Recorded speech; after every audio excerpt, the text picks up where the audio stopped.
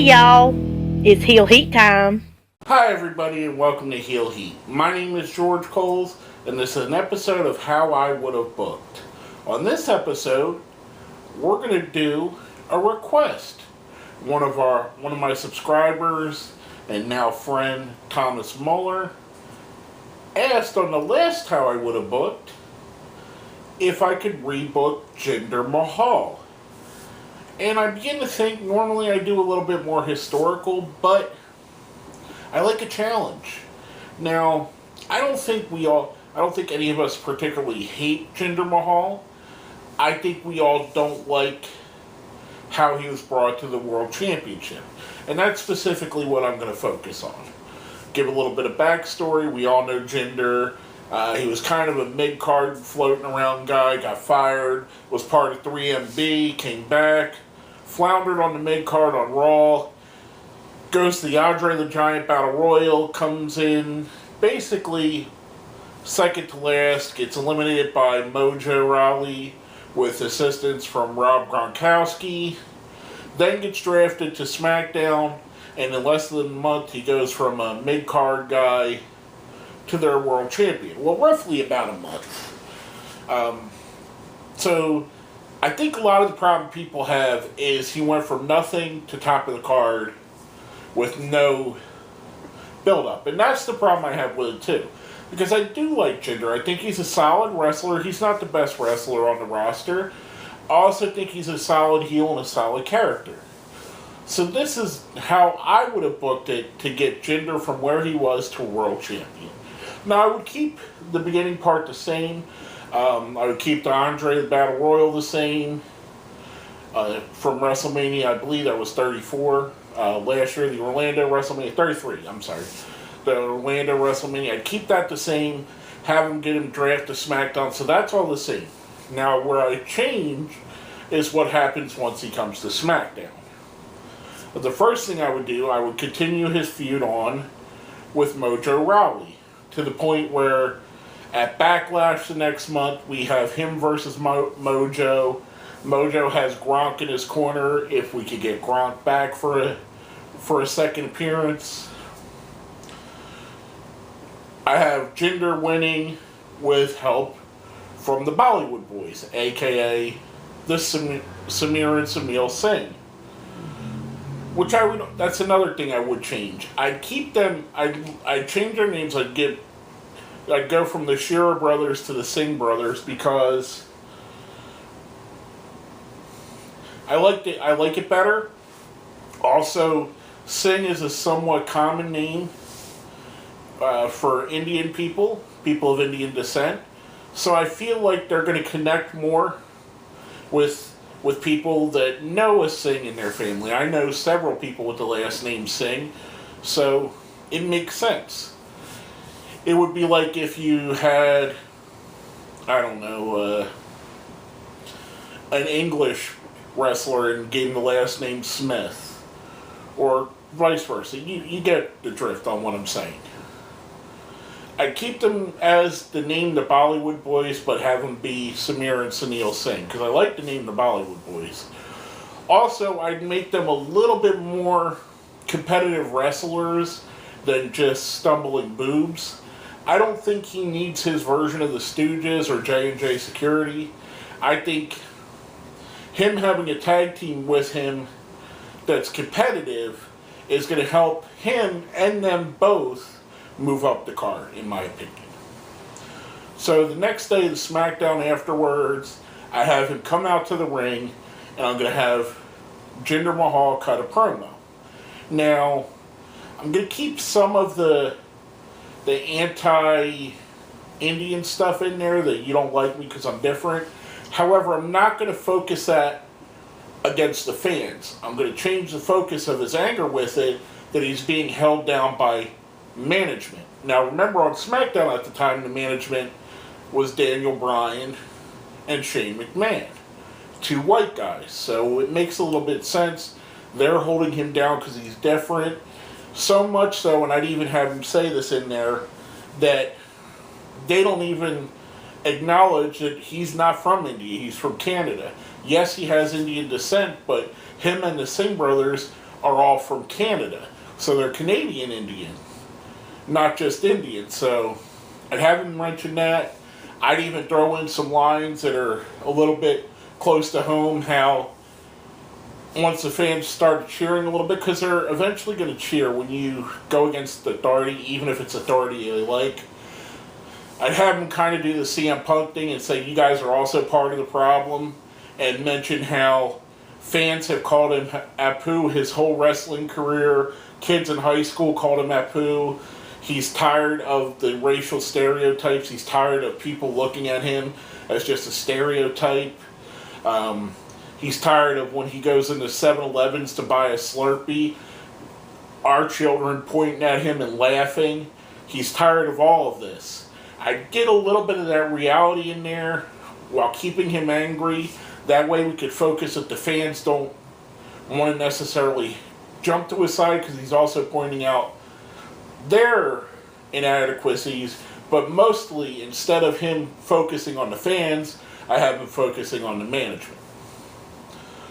So with that being said, the next week on SmackDown, I have Daniel Bryan go, okay, you want an opportunity?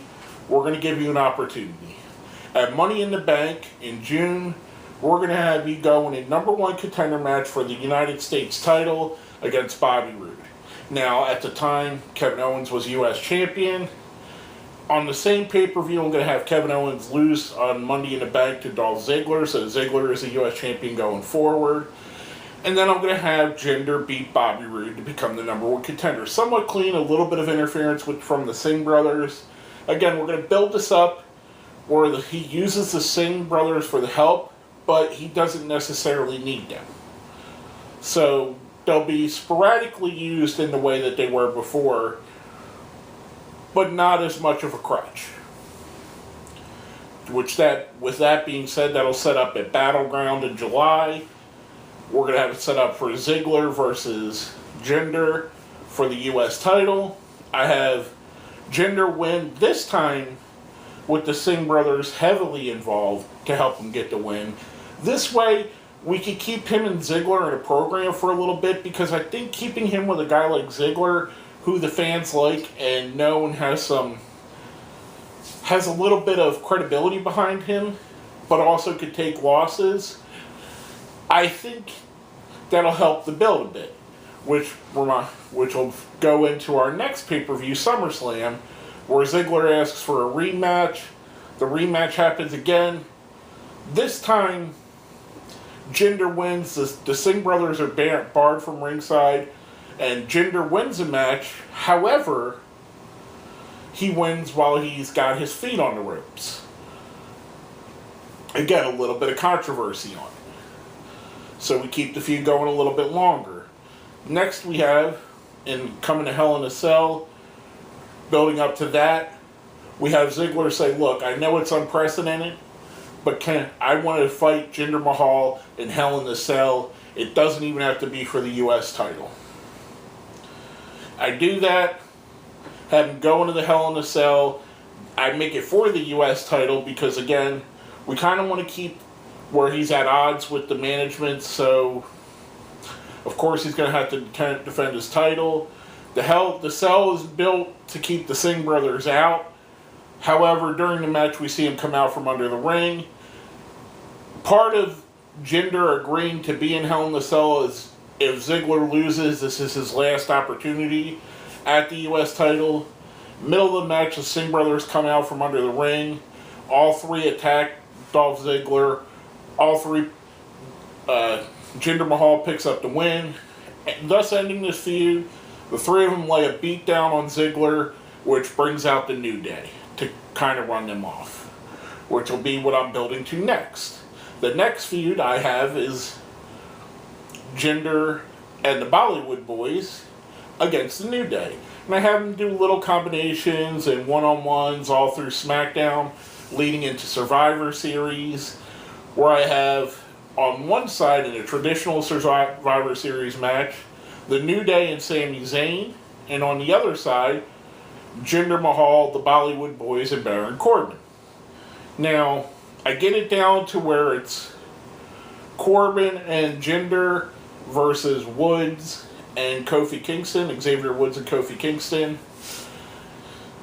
Corbin being the lone wolf, I have him walk out of the match on Jinder, get counted out, leaving Jinder to fend for himself against the two.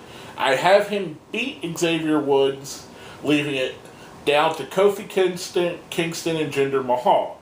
I have Kofi beat Jinder, thus having his team win, thus giving us keeping the New Day feud going and giving us which one of the New Day going forward is going to challenge for the U.S. title. Which I keep that going all the way to Clash of Champions, and I have him defend against Kofi Kingston. This match, I have him win rather cleanly. The New Day kind of offsets the Bollywood Boys. Kofi puts on a great match. Again, as you can see, I'm having him wrestle with guys that can really go and really control the ring in the matches. Because, as I said, Jinder is a good, solid wrestler. He's not top level, though. And I think putting him in with guys that can bring him there is going to elevate him as well. So the New Day offsets the Bollywood Boys. However, Jinder Mahal still picks up the win, which keeps us going. I put all the way. The feud keeps going. Ends a little bit before the Royal Rumble. I put Jinder into the Royal Rumble in January, and I have him come in at number 4. Now, this is where I'm going to build a lot of his credibility. Because as you see, we don't necessarily need the Singh brothers to win anymore. Now we're going to build him up even stronger. I have him come in 4th and last all the way to the final 2, where he gets beaten by the eventual winner, Shinsuke Nakamura. With that, we see him go on a stretch of U.S. title defenses between then and WrestleMania, where he wins all of his defenses, setting up a WrestleMania 4-way match with him, Jinder Mahal versus Bobby Roode versus Rusev versus Kofi Kingston. Back again, one of his old enemies. I actually have him drop the U.S. title here to Kofi. Kofi goes on, it's a nice feel-good moment at WrestleMania for Kofi. Then we're coming back to the Superstar Shakeup for this year. So I moved Jinder back to Raw without the Bollywood Boys. I keep them on SmackDown because not only can we use them as a tag team on SmackDown, but since 205 Live tapes at SmackDown, we use them sparingly in the 205 Live show as well. We moved Jinder back to Raw by himself. We've seen that he can kind of stand on his own a bit. So now you got a guy who's built up some credibility, who's had a long U.S. title run, who's not the jobber that left, or mid-card jobber that left Raw a little bit over a year ago, or a year before the shakedown. So he comes back to Raw. We have him wrestling. We put him in the Greatest Royal Rumble. He enters at 25. Now, being at the Royal Rumble, he went from 4 to the last 2. I have him win the Greatest Royal Rumble. I like that they had Braun Strowman win it this year, but Braun was already in that upper echelon. He's already a main event guy. So I'm going to use the Greatest Royal Rumble as a way to have Jinder Mahal come to the top of the card. With him winning the Greatest Royal Rumble, I have him bragging about it. I have him going to Kurt Angle and Stephanie McMahon and saying, I won the Greatest Royal Rumble. I'm a former U.S. champion. I want to challenge for the world title, which I put him up against Brock Lesnar at Backlash.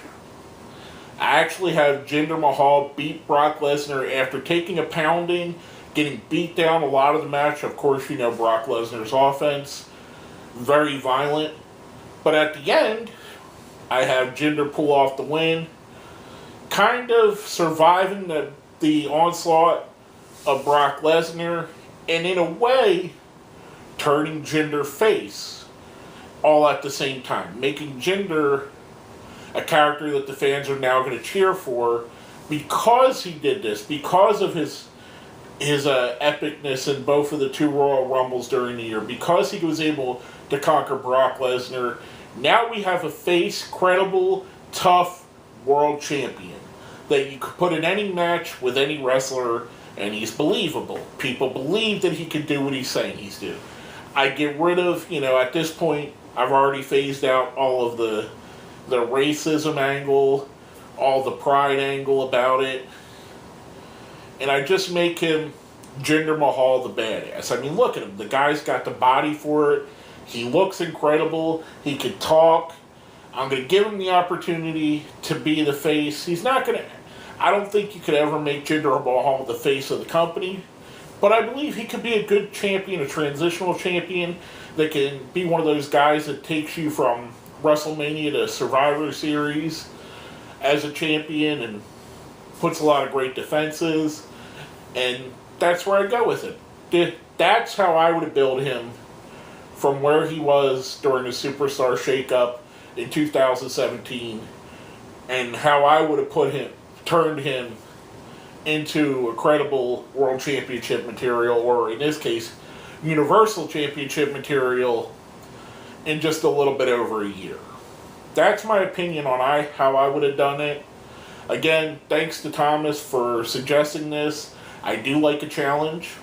Let me know what you think. If you like what I did, if you think I did this better than WWE did, if you think I did it worse than WWE did you like what they did with him? What would you have changed? Let me know down in the comments. Make sure you hit like and share. And if you haven't already, hit that subscribe button. We need all the subscribers we can get. But with all that being said, my name is George Coles, and this has been How I Would Have Booked Jinder Mahal as World Heavyweight Champion.